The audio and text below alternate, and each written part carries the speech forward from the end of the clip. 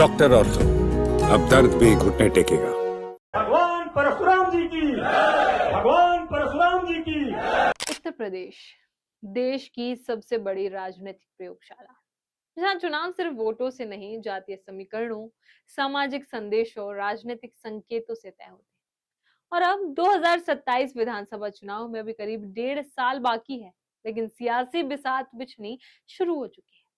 एक तरफ समाजवादी पार्टी है जो अपने पारंपरिक एमवाई यानी मुस्लिम यादव समीकरण से आगे बढ़कर ब्राह्मण वोट बैंक में सेंध लगाने की तैयारी कर रही है। दूसरी तरफ बीजेपी और उसके सहयोगी दल हैं जो दावा कर रहे हैं कि समाजवादी पार्टी के भीतर सब कुछ ठीक नहीं है। कोई ब्राह्मण सम्मेलन की तैयारी कर रहा है, कोई सांसदों में बगावत की भविष्यवाणी कर रहा है, कोई टिकट बेचने का आरोप लगा रहा है और कोई विधानसभा का मुंह ना देखने की चुनौती दे रहा है। सवाल है कि यूपी में 2027 का चुनाव अभी से शुरू हो चुका है। क्या सपा ब्राह्मण कार्ड खेल रही है? क्या सचमुच पार्टी में टूट होने वाली है, या फिर ये सब चुनावी नैरेटिव गढ़ने की कोशिश है? आज इसी कहानी की परतें खोलते हैं। नमस्कार, मैं Kirti Bharadwaj, channel 4 news UP UK में आप सभी का स्वागत। लखनऊ समाजवादी पार्टी का मुख्यालय, बुधवार का दिन। कैमरे में एक के बाद एक नेता पहुंच रहे हैं। विधायक, पूर्व विधायक, सांसद, पूर्व सांसद और ब्राह्मण समाज के प्रभावशाली चेहरे। ऊपर से देखने पर यह एक सामान्य संगठनात्मक बैठक लग सकती थी, लेकिन राजनीतिक गलियारों में इसे एक बड़े संदेश के तौर पर देखा गया। संदेश ये कि समाजवादी पार्टी अब सिर्फ एमवाई समीकरण पर निर्भर नहीं रहना चाहती, वो ब्राह्मण समाज को अपने साथ जोड़ने की नई रणनीति पर काम कर रही है। इस बैठक का केंद्र था 5 अगस्त, पूर्व केंद्रीय मंत्री और समाजवादी विचारक जनेश्वर मिश्र की जयंती। लेकिन पार्टी इसे केवल श्रद्धांजलि कार्यक्रम बनाकर नहीं छोड़ना चाहती। योजना है लखनऊ में अब तक का सबसे बड़ा ब्राह्मण सम्मेलन आयोजित करने की। ऐसा सम्मेलन जो सिर्फ भीड़ ना दिखाए बल्कि राजनीतिक संदेश भी दे। संदेश ये कि समाजवादी पार्टी ब्राह्मण समाज को सम्मान, प्रतिनिधित्व और राजनीतिक भागीदारी देने के लिए तैयार है।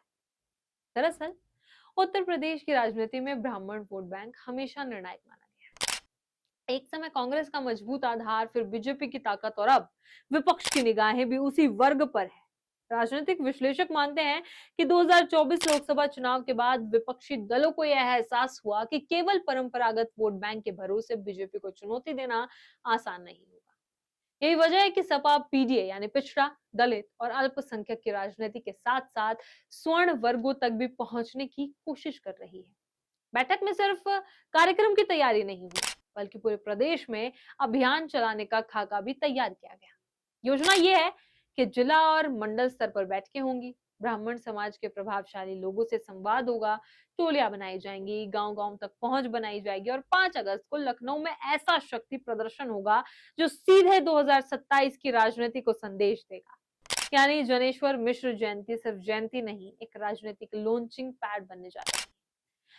लेकिन कहानी का दूसरा हिस्सा और भी दिलचस्प। बैठक में सिर्फ संगठन नहीं, मुद्दों की भी चर्चा हुई।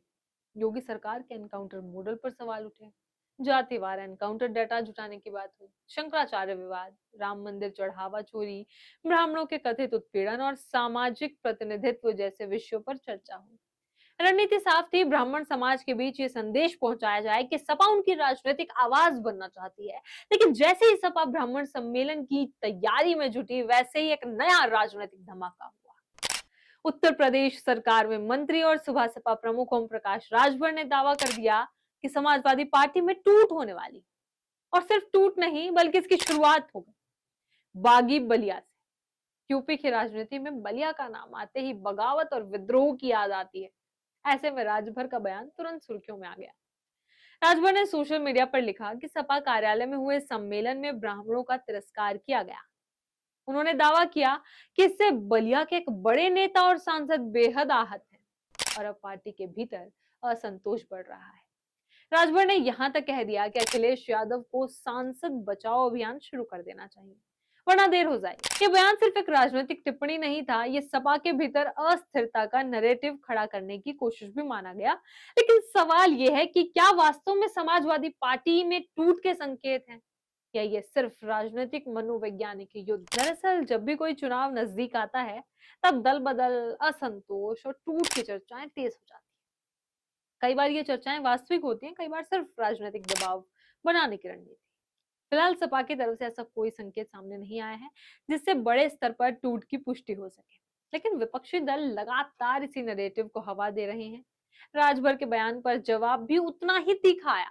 अखिलेश यादव ने सीधे नाम लिए बिना उन पर निशाना साधा और फिर शुरू हुई सोशल मीडिया की जंग। एक तरफ राजभर, दूसरी तरफ अखिलेश और बीच में आरोपों की बारिश।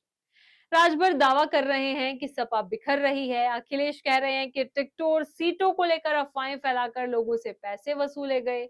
यहीं से विवाद का नया अध्याय शुरू हो गया। अखिलेश यादव ने पंचायती राज विभाग पर सवाल उठाए।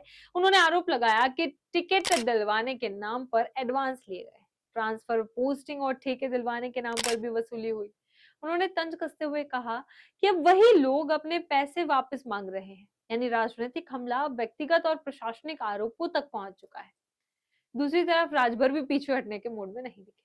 उन्होंने जवाबी हमले जारी रखे और सपा नेतृत्व पर लगातार निशाना साधते रहे। इस जुबानी जंग ने साफ संकेत दिया कि 2027 के चुनाव से पहले एनडीए और सपा के बीच मुकाबला सिर्फ जमीन पर नहीं, सोशल मीडिया और नैरेटिव की लड़ाई में भी होगा। फिर एंट्री होती है शिवपाल सिंह यादव की। सपा के वरिष्ठ नेता ने सीधे चुनौती दे दी, कहा ओम प्रकाश राजभर विधानसभा का मुंह नहीं देख पाएंगे। उन्होंने दावा किया कि बीजेपी और उनके सहयोगी झूठे नैरेटिव बना रहे हैं, सपा का कोई सांसद पार्टी नहीं छोड़ेगा और 2027 में सरकार अखिलेश यादव के नेतृत्व में बनेगी। ये सिर्फ बयान नहीं था, ये कार्यकर्ताओं को भरोसा देने की एक कोशिश भर भी थी।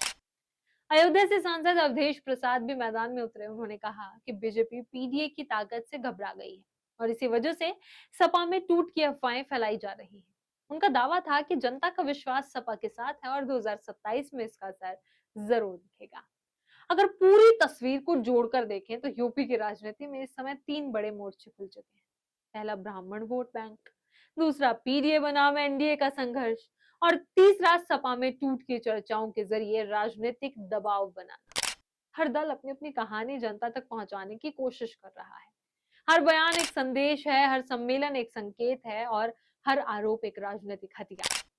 दिलचस्प बात यह है कि 2027 का चुनाव अभी दूर है, लेकिन राजनीतिक दलों का व्यवहार ऐसा है जैसे चुनाव अगले महीने होने वाला हो।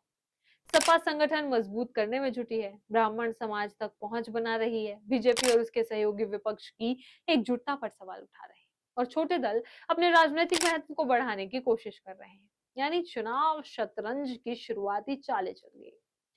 तो आखिर इस पूरी कहानी का निष्कर्ष क्या था? क्या सपा का ब्राह्मण सम्मेलन 2027 की नई सामाजिक इंजीनियरिंग का आधार बनेगा? क्या पीडीए का फॉर्मूला और मजबूत होगा? क्या राजभर की भविष्यवाणी सच साबित होगी या फिर ये सिर्फ चुनाव से पहले का राजनीतिक शोर है? इन सवालों के जवाब आने वाले महीनों में मिलेंगे, लेकिन एक बात तय है, उत्तर प्रदेश की राजनीति अब सिर्फ सत्ता की लड़ाई नहीं रह गई। ये नैरेटिव की लड़ाई है, सामाजिक समीकरणों की लड़ाई है, विश्वास और प्रभाव की लड़ाई है और इस लड़ाई में हर बयान एक तीर है, हर सम्मेलन एक संदेश है और हर नेता 2027 की सत्ता की सीढ़ी पर अपनी जगह तलाश रहा है। इसी तरह खबरों के लिए बने रहे चैनल 4 न्यूज़ यूपी के साथ। डॉक्टर ऑर्थो, अब दर्द भी घुटने टेकेगा।